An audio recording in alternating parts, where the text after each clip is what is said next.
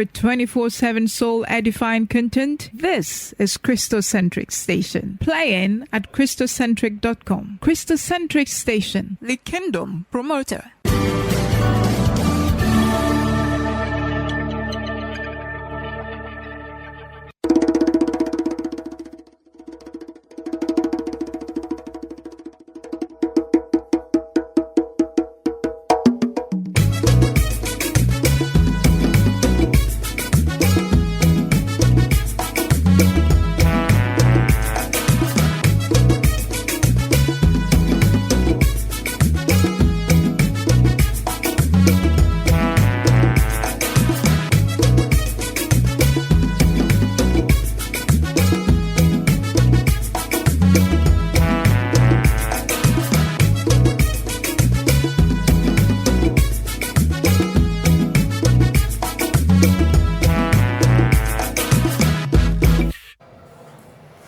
Okay, so first question.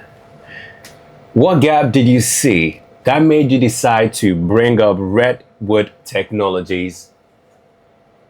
Okay, well, I'd say that I initially did not think about having a tech firm at all. I didn't think that was going to be the career path that I was going to end up in. Instead, I set out to solve a particular problem for the people around me. So I'd have conversations with my friends, with family, and then they have a situation that needs to be countered with tech. But then I realized that the barrier of entry to getting those problems fixed was much higher. So I was like, okay, if you can't find it, then you have to build it. So I decided to just build Redwood Tech to be essentially the gap, something that bridges the gap between when I have a problem and I want a solution that tech can fix. Redwood essentially sits there. So that's what inspired that. And as a woman leading a tech company in Ghana, how has that journey been for you? And what are some of the challenges that you have faced? Okay, I'd say that it categorically falls into two main places, specifically when it comes to access and perception, right? So when it comes to the access to getting the right people to work for you, access when it comes to having someone decide to bet on you to give you a project to work on. And of course, it's the perception. People thinking that you might not be as competent because you don't look like the typical tech person, especially when it comes to areas that are extremely male-centered or male-dominated field. There's this idea of a person that we think should be leading a tech firm, even for men. When two gentlemen walk in here and one of them is, I don't know, tattered up, wearing casual streetwear, versus the gentleman with his glasses pushed up, the assumption would be that the coder of the group would be the gentleman with the glasses on because he's the brilliant, he's a sharp mind, right? Yeah. Meanwhile, sometimes most developers, at least those I've met, they vary in how they present themselves and stuff like that. So same can be applied for as a woman. Already there's that barrier of entry, be like, a woman doing tech, are we sure? And then you also pose yourself as, very, very feminine as well. It brings up a lot of questions about, are you going to be really competent? Can we really trust that this will be done? Are you doing this based on vibes? Are you for real? So I think some work can be done, to bridge those gaps. But it has been an interesting journey all along because for me, I feel like I like to just let my work speak for itself. So if I decide to go around saying, no, you're wrong, I can do it. No, I'd rather build something. You try it out, then you see how wonderful it actually is. Then the work can speak for me, rather than me trying to project this as an image of competence. Responsible AI is something that I'm sure you're pushing for. What does a responsible AI adoption look like in practice? Okay, AI is a tool. Okay, and like every tool, there's the way it can be used for good and used for bad. I always say that there's this thing that is always said when it comes to like the same hot water that softens the egg hardens the egg, softens the potato, right? So like AI is also a tool again. The same AI that you can use to advance things in your organization, automate processes, make sure that things are happening faster, save yourself some money. That same AI can be used to make drastic decisions in the company, can be used to leak personal, confidential information to the internet or to third parties, or can be used to pose a threat to the people who are working with you. It's only as good as the people who use it. So as a leader, if you're using AI in your environment, but you're doing it and putting the jobs of your employees at stake, or because of certain AI practices, there's no confidentiality or there's a data breach, there's no data governance for the kind of data that your customers are bringing to you, then that is irresponsible AI use. So irresponsible AI adoption is only based on who exactly is using it, because AI in itself cannot function without some form of human intervention, where we are basically using it as a tool to execute our tasks. But have you seen this happening in Ghana? Yes. I think worldwide, right? Like, I remember when initially, I'm going to be dating myself here, but when we used to leave voicemails for people, some people initially was like, okay, this is serious information. Let me leave a voicemail to let the person know, hey, I tried to reach out to you. Please call me back when you can. Then, of course, if you are mischievous like myself with my friends, make prank calls, right? You call and be like, hi, it's Jennifer at home, and then you quickly hang up. So your mom is gonna pick up the phone, and there's a backlog of voicemails of teenagers giggling on the phone, or little kids being like, hello, and then just getting off the phone. Same thing. So you're gonna see some leaders here putting sensitive clients' information into ChatGPT to say, hello, ChatGPT. I've been asked to submit an audited report for this year's quarter.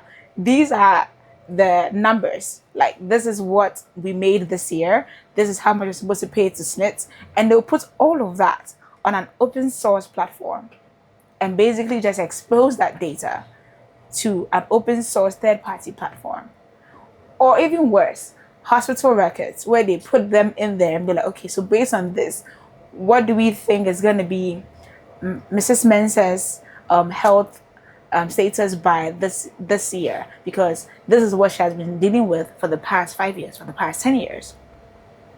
And you put identifiers there, including her name, her address, her date of birth, and her medical records. So that is irresponsible use, because now it's gone beyond trying to use the tool as something to help you, but you're actually exposing Mrs. Mensah to a third party who's like, okay, Mrs. Mensah, who is at this address, this age, born on this day, lives here, has this problem. So if I'm a third party platform who has access to the database for OpenAI, I'm basically just going to be pulling that data. And then now I'm just going to start bombarding Mrs. Mensah with a bunch of ads. Cancer, cancer, cancer, cancer. What are we doing? Yeah. So again, the irresponsible AI use is only based on who is using it. So if you're not doing it in the very, very good way, we essentially stand to expose very, very sensitive information. We start to put our employees at stake, where we are firing people because we are bringing new automation in there without actually accounting for the fact that these people have to be transitioned out in a proper way and stuff like that. Where specifically in Ghana do you see AI driving true measurable development? Multiple areas. So the most popular one that we are all aware of is the financial sector. After the heels of COVID, we saw a lot of these banks close down. Those who were able to quickly adapt and skyrocket when it comes to customer service, when it comes to maintaining their books and stuff like that, were those who had found ways to implement some form of digital infrastructure in their system, so banking system. So the banks that did not have digital platforms, you realize that during the COVID time, they had a hard time, because now nobody wants to go to the bank anymore. Why is it that when I want to make a withdrawal, I have to go to the bank, submit a counter check to get my money? Yeah. When I can just sit at home in the comfort of my home and just do everything digitally from my phone. So you see that in the financial space, you're seeing a lot of innovation happening there. There are all these new fintechs that are sprouting up. The Bank of Ghana has also put a lot of measures in place to, nurture that particular ecosystem as well. All the while still respecting the general traditional laws of how banking and financial services should be pursued in Ghana. When it comes to agriculture as well, I know in social studies, we read all these books about how lack of infrastructure and all those stuff, right? How they can help increase profits and how agriculture can be boosted. using technology. So now we have certain farms that are implementing IoT devices, and by IoT I mean Internet of Things, where you can have like soil sensors in place where the farmer doesn't have to get to the farm to know that, wait, my soil has become extremely acidic. Let's investigate and find out why. Or there's too much water. Maybe I'm planting a crop that does not need as much water. It needs, consistent drainage. So instead of waiting till the harvest or the yield period to see that, oh, we didn't make as much this year, you actually catch it right in the act, and then you put a stop to it. So that is saving you money, it's saving you time, it's saving you effort, saving your labor, and of course also helping when it comes to the education, the boost, your agricultural boost. When it comes to education as well. So there's different aspects where you, especially in Ghana here, you're seeing AI, being used for wonderful, wonderful things, and I think it's only getting started. We should be very open to trying it out. So, a lot of AI development is happening outside the African continent. We're talking about Silicon Valley, China, with Africa largely consuming rather than creating. How do we change that dynamic? You can only build what you have access for. For instance, if I come and say, okay, my neighbors are putting up a 2-story building house. It's a beautiful home. I want to build one too, but I don't have land. But then I'm annoyed that my neighbors are asking me to come and rent the apartment that they built, but I don't have land. So again, it comes back to what infrastructure do we have in place?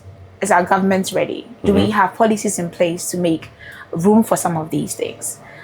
Until we have those things in place, we're going to continue consuming, right? Something as little, even as the SIM cards and stuff that we use here, when it comes to even the 5G race that is happening here, do we have the infrastructure to manage that? As it stands now, Ghana does not have 100% internet coverage. We still don't? We still don't have 100% internet coverage. Even within Accra, let's not even go far. In Accra, there are certain areas where you get there and it's a dead zone. They'll be like, oh, how do you, it only MTN now, forget it. People, I remember like a lot of my Western and European friends tend to ask me that, why is it that almost everybody in this country has 2 numbers? I'm like, you understand? You just live here for a bit, you get it. Because if MTN is down, I need to immediately switch to Vodafone. Yeah. If Vodafone is down, vice versa. Well, now it's Telesol, and vice versa. So we can only build based on what is already available. We don't have the policies in place. We don't have the infrastructure in place. We do have the talents, though. That I would say, like, the youth are doing a lot when it comes to learning new things, learning new skills, putting themselves out there. But the things for them to participate in don't exist. So until that has been addressed, we're always going to essentially be lagging behind. But I still believe that there is hope, and that's where sometimes you have to innovate, because if certain things are not there for you, you can't just sit on your hands and cry. You have to find ways around those systems. Yeah. So when we talk about AI and development in Ghana, how much of the conversation is actually reaching ordinary people? As I said, this is a 50-50. Most people are using AI and they don't know it's AI, right? Autocorrect. Autocorrect is the most simplest form or most simplest example of AI I can tell you. Initially, we were like, oh, whenever you're typing, you have to wait and at least type about 3/4 of whatever you're typing before the autocorrect prompt comes up. Now, even on your first 2 letters, based on your text patterns, based on the context, is essentially giving you certain options that, hey, I think you're going to type this next.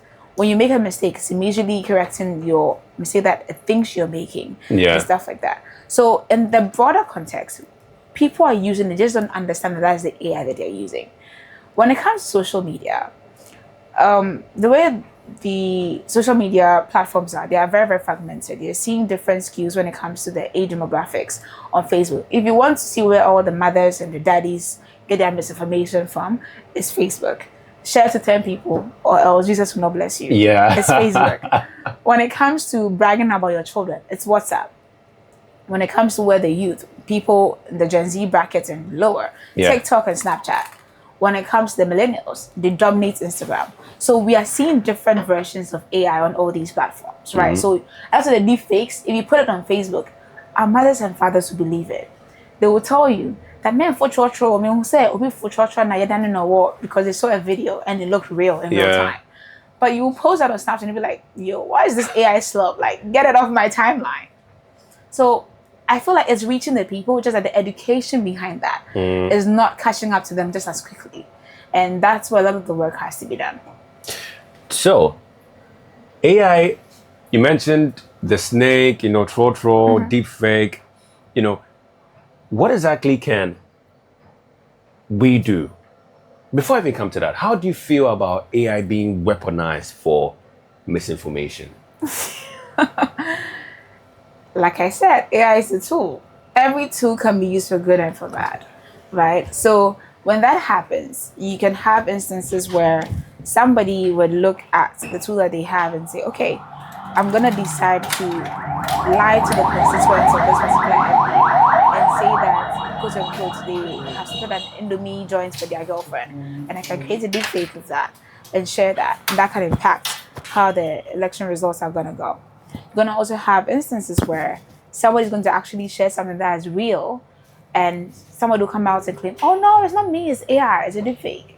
So for misinformation, it's a very, very tricky subject to touch on, because it's only as good as the intention of the person using it. And in that instance, that's where sometimes we have to be on our P's and Q's to go beyond what we first see, do further research, ask more people. And that's the only way to counter it. What practical advice would you give to an ordinary Ghanaian scrolling through Facebook, WhatsApp, watching these kind of videos, who wants to know whether what they are watching is real or AI generated? Initially, we were very clear that, if you want to know if it's AI, look at their hands, because naturally, the way the AI models are trained, they're trained based on the data that's sent to them. Most people do not, the focus of a picture is never the person's hands. Usually within the third quarter, which is the face to the chest area, right? So you see how the pixels are warped, you look at the hands. Are all the hands the same? Are you seeing 6 fingers on your screen? Are there some like slight glitches here and there? But again, AI is innovating just as quickly. Now there's some videos that you see and then you can't tell that it's AI. Yeah. You just can't tell. And that is where doing your research comes into play. So you have to see beyond what is first shown to you. Even with the news, even before AI became a thing, when you see all these newspapers or the newspaper stand, the headlines are very, very dramatic. And then you read the actual article, you're like, so this is what I was losing my mind over, because we are an attention-seeking economy. Attention is key. Attention is money. Attention is power. So of course they're going to send you something that's going to immediately grab your attention. But if you're really interested, that's where you should go beyond what is being shown to you at the first glance, and do some further research to see whether there's some validity to what you're seeing, or if it's actually a fake thing you're looking at. But for the mothers that don't have the chance to do their research, are there specific things they can pick up to see this is fake, this is real? That's where it falls on us, we the young people. Sometimes we have to tell them, Mommy, it's not true. Please stop sending this thing to me. If you don't send it to 10 people, Jesus will still bless you. It's going to be okay, right? And even with that, they will still do what they want to do, because they are not centered when it comes to technology. Usually technology is built for those who are coming, the generation coming after us, never for those who have actually passed, mainly because it's harder for them to adapt to new technology, right? So I think it's going to be an uphill battle. It's going to be a fun ride for all of us, a very, very nice learning curve, where you're going to see your parents send you interesting videos and say, Kojo, is that you? Somebody sent me this video that you're standing at this radio station and you're doing this. You're like, Mommy, it's not me. And then you have to go further to prove that indeed it wasn't you. But there's only so much that can happen. And at this point, we need to do our best for those of us who are more digitally inclined. We have to do our best when it comes to, informing those around us, letting them know what is right and what isn't right. But until then, it's a wild, wild west for now. Boy, do you think Ghana's regulatory environment is equipped to handle misinformation dangers that come with increasingly sophisticated AI content? I don't think it's just the government of Ghana that has the policies in place. I think worldwide, policies are not catching up to the innovation that is happening in real time. It's just not.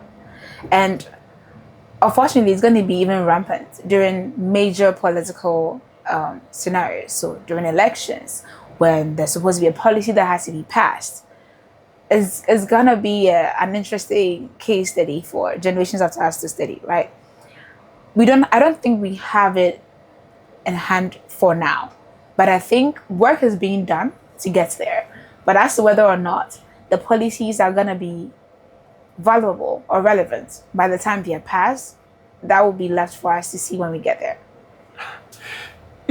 Coming to AI and faith, you're a strong believer? I am.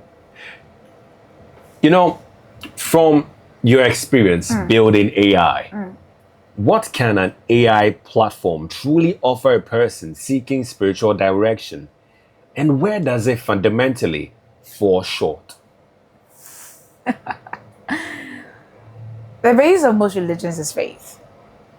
And even when it comes to a lot of the miracles that happen in the Bible, the one that comes immediately to mind is the lady with the issue of the blood that touched the hem of Jesus, and then it was told the wall, because she believed, her faith made her whole, right?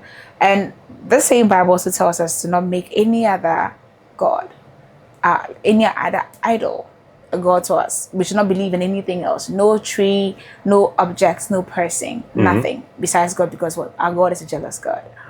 So that puts us in a very, very unique situation as Christians or as believers, where we decide having faith that this platform is going to be the thing to divine certain supernatural things to us, that we are essentially missing out on the relation that we have with God. Personally, I don't think Christianity is a religion. I think Christianity is based on the relation that we have with God. It's a personal relationship.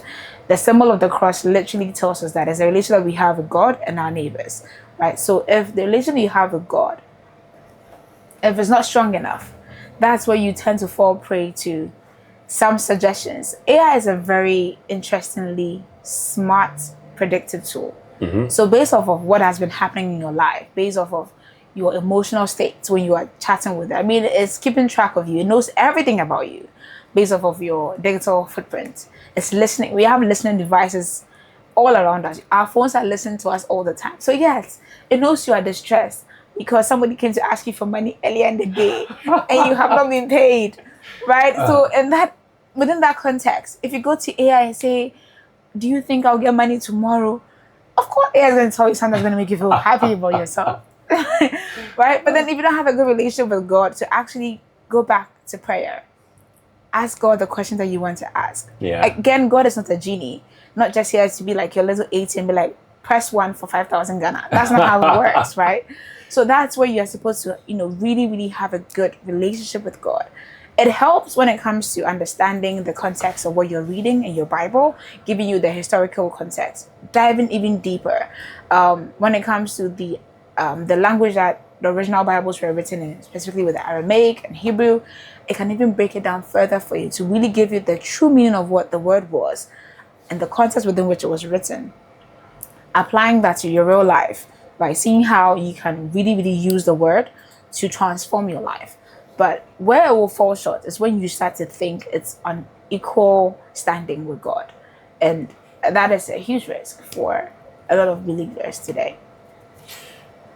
There are pastors, there are reports of pastors, Christian leaders using AI to write their sermons rather than creating their message through prayer and personal reflection. Okay. As a Christian and a technologist, what are your honest reactions to this? Okay. All scripture is inspired by God, right? So in that particular context, they were inspired. Something led them to, maybe they probably told the AI prompt that, okay, I'm inspired to talk about this particular thing. Yeah. However, could you help me draft this sermon, specifically hinting on this, this, and this? That inspiration is still coming from somewhere. I don't think I can be judge and jury to say they shouldn't do that. Because whatever inspired that particular sermon is going to reach out to someone, touch someone, and transform that person's life. Again, based on their faith. Right? However, much can be left to be desired if something that is extremely supernatural is being sought from the logical. Because Christianity, again, like I said, is based on our relationship with the supernatural being. So if we are having and cultivating this relationship with the supernatural being, and yet when it comes to how we interact with the supernatural being, we want to purely live in the physical, want to purely live in the carnal or in the logical, then there's something intrinsically inept there. And that's where we'll have to make certain adjustments. But I think it helps. Like sometimes in the moments you're like, I'm forgetting the scripture, then you type it, it's like, oh yes, it's over here. It helps. But we should not be too dependent that we lose the true essence of what we are actually doing with God here. Outside sermons, AI has been used to create music. With this happening, at what point does technology begin to strip the authenticity out of worship? Again, back to my initial premise, right? Everything about religion is based on our faith. Everything. And if you can even hear the word of God in the wind. Creation is the true testament of the creator, right? So you can literally see a bird playing with its young, flittering around, and through that, a message will come to you. Like one of my favorite verses in the Bible, it says that the sparrows of the air, the birds of the air, do not plant, do not grow anything, yet he takes care of them. The lilies of the field who are clothed in their glory. They don't sew, they don't buy fabric, and yet they are provided for. They are clothed in glory all the time. So even within creation, we are seeing that kind of message coming to us. So you can hear a song. Yes, it can be produced by an AI chatbot or an AI robot or a synthesizer. But in that moment, it resonates with you. It tells you something. Sometimes even a beat, a little melody, a tune, no words, but it resonates so much that it's able to evoke the Spirit of God near you. Because of the intention that you have listening to it. Just like the way when it comes to secular music, a case has been made that because of the words that are used in there, because words are spells, like our tongue possesses the power of life and death. Yeah. So as you are on and on and on repeating these words, you're essentially performing certain incantations on yourself. Same thing can be done. And yes, it was done by an AI chatbot or an AI platform. But the words though, once you are saying them, you're believing in them, it's going to have an impact on you. If you believe that indeed he is worthy to be praised and your worship, which is a very, very contrite heart, is backing the song you're singing, I don't think there should be anything wrong with that. A case can be made for saying this putting actual artists out of work, but at the core of it, I don't see why it cannot or can make somebody worship truly. But does AI carry emotion, carry the spirit? It does not carry. I mean, it can synthesize emotion. It can synthesize the idea of the spirit. But then again, they are just words. What you do with it, the intention behind it, the emotion behind it, that is what transforms what happens. Right? A doctor can look at your random friend can look at you and be like, you have cancer. You don't believe your friend because you know he has no power, he has no authority, he has no wherewithal to tell you that you have cancer. He can't just look at you and tell you have cancer. But if you walk into a hospital and then the doctor comes around and tells you, I think you have cancer, you're more likely to believe that person. Yeah. Because it's coming from someone, there's authority behind it. Same scenario here. So if you go into a church and maybe that particular worship for that day, all the lyrics on the screen were provided by AI, but then we are all singing together. We are all joining our faith together to sing. It transformed the words that we are seeing on the screen. If a believer is to open ChatGPT or Claude or Gemini to help them understand a Bible passage or work through a moral dilemma, where in your view does helpful become spiritually harmful? Okay. Again, on the basis of it, AI is only as good as the parameters that are put in place. Context is necessary, right? You can tell AI, talk to me like a medical professional. Based off of that, I'm telling you this, this, and this. What will you say? Versus talk to me like an estate planner. Same context, it will give you different advice. Right? So, yes, it can help you understand the passage. But as to whether or not the passage is going to have an impact in your life, that's where you come in. That's where the work that you have to do come in. What do you believe? Do you believe in what it is telling you? Do you have enough faith to believe that indeed the passage that has been broken down this way, are you going to apply it to your life? Or are you going to just look at it and be like, nah, I'm going to do me, you know? So it can be harmful when you decide to now form into a place of spiritual psychosis. But even with spiritual psychosis, it can exist even without AI. There are people who have done things in the name of the Lord or in the name of a spiritual entity that they believe in. Very, very morally heinous things. But they believe that indeed the spirits move them to do that thing. Same thing can be applied here. I feel like AI catches a lot of flack because it's an easy culprit, right? But at the core of it, it cannot perform the action for you. Yeah. You have to be the one to perform that action. So whether or not it tells you that, oh, by this, because of this, I can predict that this is going to happen, as whether or not that happens, you have a role to play in how things go. You know, the Bible talks about scriptures given by the Spirit. And it's only a human or a spirit that can interact with the Spirit or receive the teaching from the Holy Spirit. So if AI is being used to draft sermons that are supposed to be spiritual or put together songs that are supposed to be spiritual, how is it supposed to have that effect if it's not written by another spirit or if it didn't receive the discernment by the Spirit? Okay, but again, context. So let's say I want to preach about salvation. So I tell AI, hey, I want to talk to my congregation about salvation tomorrow.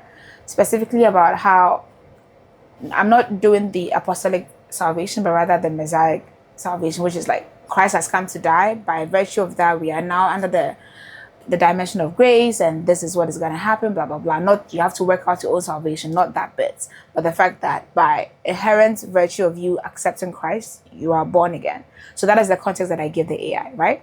So it drafts the sermon out for me. It gives me spiritual scripture to back it up. Now, it's my duty as a spiritual leader to now go onto the pulpit and convey this message. As to whether or not I'm going to just stand and then read it out, even sometimes just reading it out, it still means something to someone. Because again, the authority behind whoever is saying it. Yeah. Just like the way I can print out the whole diagnosis and give it to your friends, come and tell you, like, hey, my friend, go and sit down. But then if the doctor comes to tell you, you are more likely to take them seriously. Same.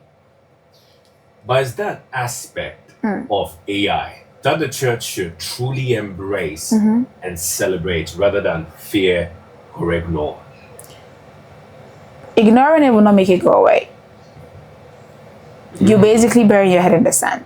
Like you've ever seen ostriches being afraid before? They literally dig a hole and put their head in there, but their whole body is outside. You're exposed, but you're claiming, oh, if I can't see that, they can't see me. Well, that's too bad.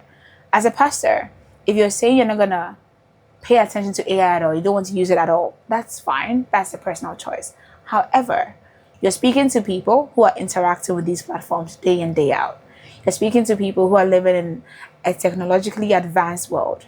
So if you now want to preach to them, like in the days of old, you'll be basically losing your flock because they will not be able to relate to what you're saying. Back in the day, the examples that our pastors might have given to seem relatable, that, oh, if you want to talk to your friends, you pick up the phone and call them. If you don't call them, they can't hear your voice. You have to go to the payphone, and they give those kind of examples. Now it's different, right? Now you can talk to people in real time, multiple people at a time. Meanwhile, back in the day, if I told someone that I'm about to join a conference call, they'd be like, huh? How is that possible? That's like some sorcery. Yeah. So the examples have to vary. The context has to vary. The church should not do away with it entirely. However, within the church's body itself, conversations have to be had about how to apply it in an ethical way. Again, it's a tool. So if they're going to be using the word of God in tandem with AI to prepare these sermon notes, the inspiration, again, should be spiritual. The way it's performed can be physical, can be logical, can be technological, but the inspiration should then come from the spiritual being that they're serving. So, if you were speaking directly to a Christian who has gradually replaced prayer life, their pastor, their quiet time with AI tools, what would you say to them? Read your Bible again. Honestly, because if you read your Bible, you know that no other thing is a substitute for the relationship we have with God, right? Because again, if you read your Bible, you would know that you cannot replace your relationship with God with any other thing. It's like one of the major premises of following God is that don't talk to anybody else except me. Don't put anybody else above me. Don't convene with anybody else except me. So even in the Bible, God is very much aware that there are other tools, there are other places that you can go to seek wisdom. But he is not a fan of that. So he's like, don't go there, right? One of the main things that caused Saul to fall, sure, God had already chosen David and all, but Saul did not help his case because he decided to go and seek divination from a soothsayer, from a sorcerer, right? So he was like, oh, already on probation and you're messing up. I guess we have to fire you then. Yeah. Same thing. So you can't tell me that you believe in God, but you're not talking to God. Then who are you believing in? It's just like the way if you're in a relationship with someone, you're like, oh yeah, this is my partner of 10 years. You haven't spoken in 2 years. Are you sure you're in a relationship? Are you very sure? Maybe you should call the person and ask that, hey, are we still No, I'm just saying. I'm just saying, like, it's the same thing. You can't tell someone that, oh, that's my best friend. Yeah. You don't know what has happened in their life in the past week. That is not your best friend. Yeah. That's someone you have a casual acquaintance with. Same thing applies to God. We can't say we have a relationship with God and yet we don't speak to him. We're speaking to everybody else but him. In that sense, our Christianity has to be called into question a little bit.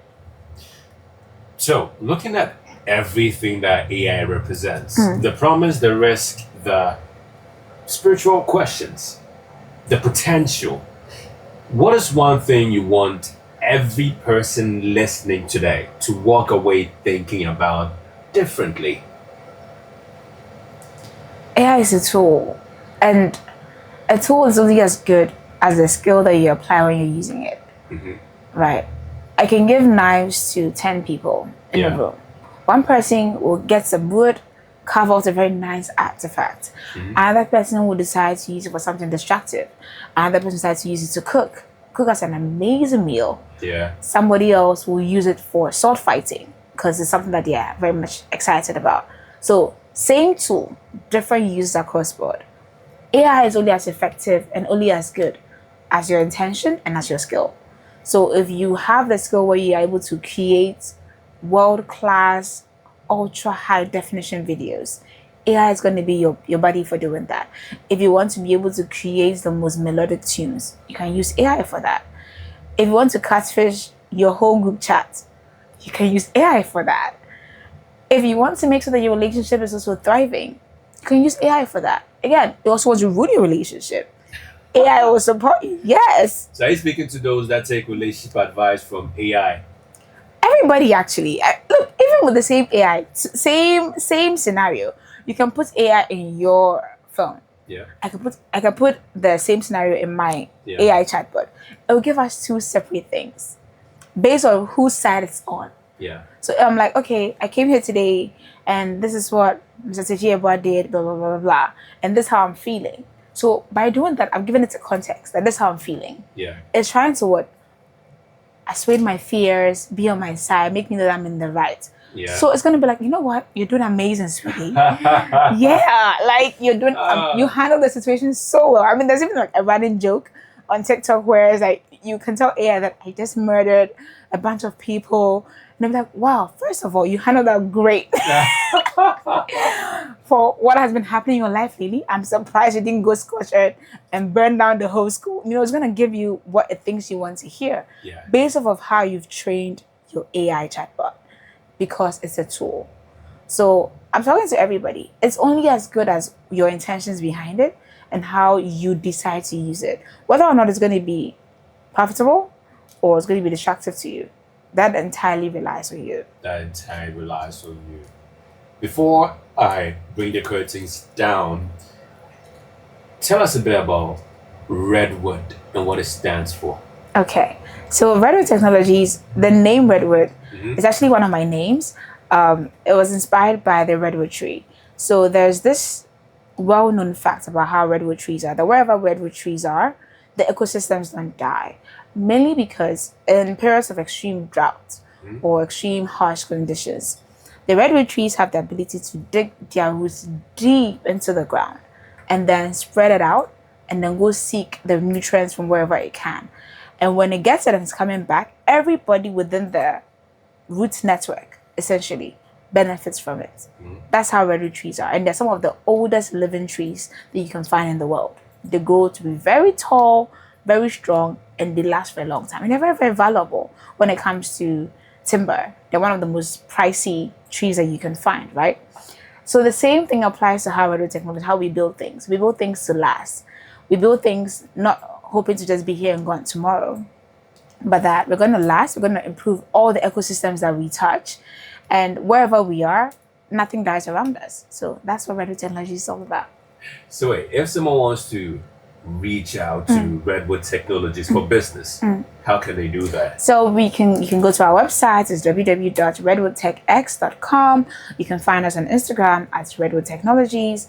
You can even call. We have a chatbot on our platform where you go there, you can just say hi. It's going to talk to you, ask you the question that you need, and then submit a form, ask whatever question you just send us an email. AI in practice. Exactly. Or you just come find me. Myself, I'm the main person who is always putting my face out there. The rest of my team, they like to be behind the scenes. You can find me on LinkedIn, on Instagram. On LinkedIn, I'm PRISCILLA EYIFAH ABBAN. On Instagram, I'm Nanaya Redwood. Everywhere else, Nanaya Redwood. But yeah. So those who don't know, she is PRISCILLA EYIFAH ABBAN, the founder and CEO, the boss lady herself of Redwood Technologies Limited. And she's been speaking about AI, faith. Now, one more question. Is AI a threat to the job, to people who seek jobs? Yes and no. In the sense that let's cast our minds back a little bit. When we're removing traditional typewriters to replace them with computers, the argument was that, oh, all the secretaries are going to lose their job. All the typists are going to lose their job, right? And those who refused to learn lost their jobs. But those who decided, okay, let me get my Mavis Beacon on and then learn how to type using the new platform now, they maintained their jobs and they went ahead to do even well. Same thing happens now, where we have a new innovative tool in place. If you don't adapt, if you don't learn, it's going to kick you out. Don't get me wrong, some jobs are going to be made extremely redundant because now certain administrative tasks are going to be made extremely redundant.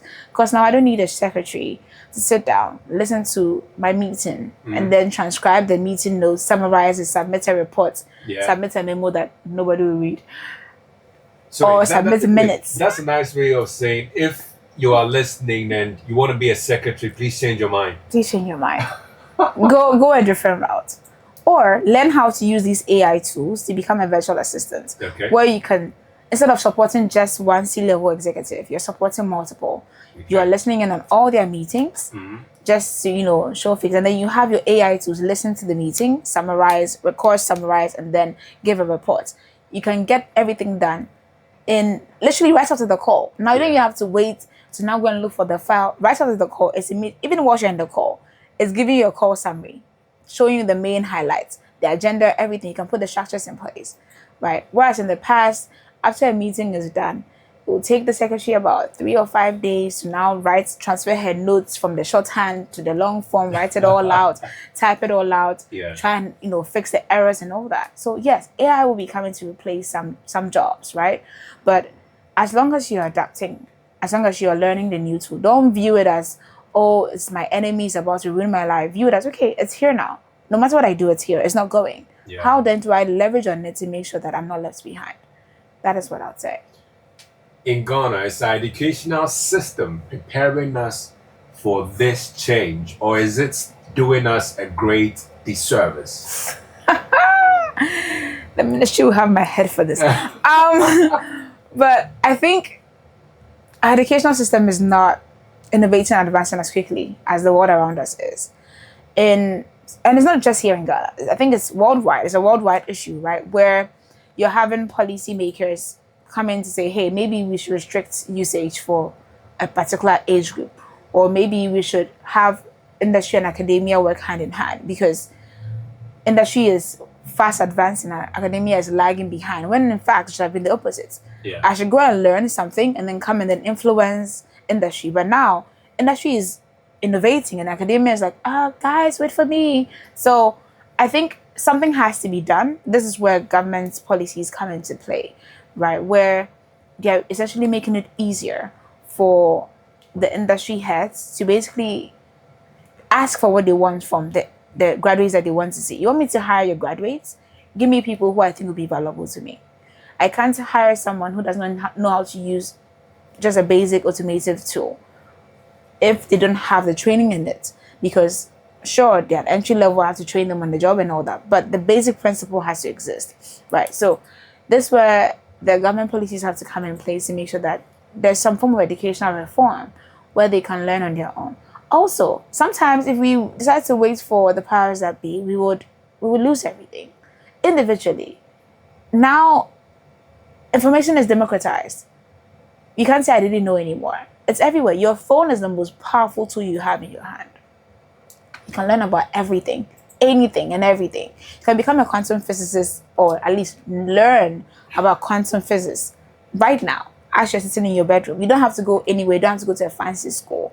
You don't need to get a big degree. If you want to get a degree, please get it. I'm not advocating against that at all. It does help when it comes to problem solving and stuff like that. But what I'm trying to say is that you can learn whatever it is that you want at your fingertips.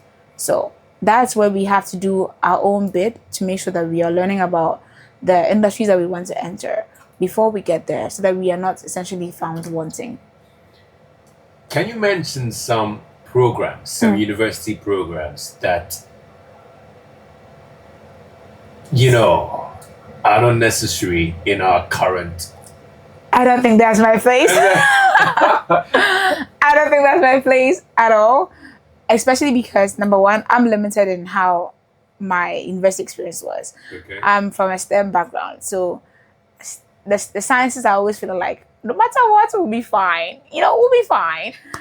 But interestingly enough, we are also getting, hit by this innovation that's happening. Some people are even saying that, well, you guys were laughing at we that were in the visual art, when the arts, you guys were laughing at us and saying social, so yeah, they and the likes. Now, guess what? AI cannot, feel or evoke emotion in art the way, it can easily write code. So all your coding is for nothing. Claude can vibe code in 2 hours, right? So I think across the board, right, I don't think I can necessarily say maybe remove this particular thing. Instead of removing it, let's find a way to innovate it.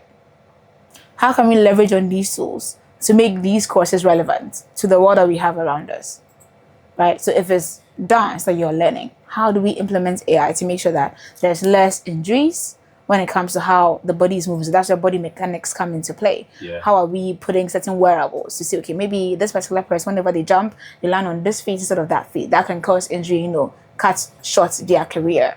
When it comes to football, you want to play football. Now, football has some of the most amazing scientists, like especially international football. They are tracking everything you're doing, how you're eating, where you're going, how you're exercising. Why don't we implement those things? Why don't we implement the technology into our day-to-day lives to see how, sort of getting rid of the course entirely, finding ways that we can use these technological tools to innovate it so that it's still fresh, it's still relevant, instead of saying chop the entire department. So what happens to the lecturers there who have been teaching it for so many years? Yeah, I understand. Before you go, what are your final words to our listeners, to our viewers? I'd say that at the end of the day, everything depends on us. You have the power. AI is powerful, but you have the power. You tell it what to do, how it should go. At least until the robots finally uprise against us. But whilst we still have the upper hand, I think everybody should be open to learning more about AI. Find ways that you can innovate in your own little corner, right? Find ways that you can cut down time. You can automate certain processes that you have. And then this time will free you up to spend more time with the people that you care about, right? I feel like these tools are coming to basically give us some of the time that we always say we don't have. So if you're a parent, you're like, I'm always busy, I'm always tired from work, I don't have time. Now AI is going to help you help your kid do their homework. And they can spend more time asking them about their day, spending time with your partner, spending time doing the things that you actually enjoy, some hobbies and stuff like that. Again, this could be a privileged take, but AI is only as good as you use it and as the intention that you have. So that's all I have to say. All the points you've made are just, they are intriguing. They push you to think. To all those watching this is the boss herself, the founder and CEO of Redwood Technologies Limited, Priscilla Eyifah Abban. Yes. All the points she's made, please come back, watch this video over and over again, share with your friends, your family, all those you care about who need to learn more about AI and how they can make use of it in our ever-changing world. My name is Yeboah Edwin Tichi, and this has been and this will always be the Kristocentric Agenda, live on the Kristocentric station. You can watch us this and every Wednesday at 10 a.m. GMT live on our YouTube, Facebook channel, and you can listen to us on the Kristocentric app and also via our website www.kristocentric.org. It's been an honor bringing you this intriguing interview, and next week we have another guest, another topic, another area you definitely want to listen to. Stay blessed. Enjoy the rest of your day. Bye.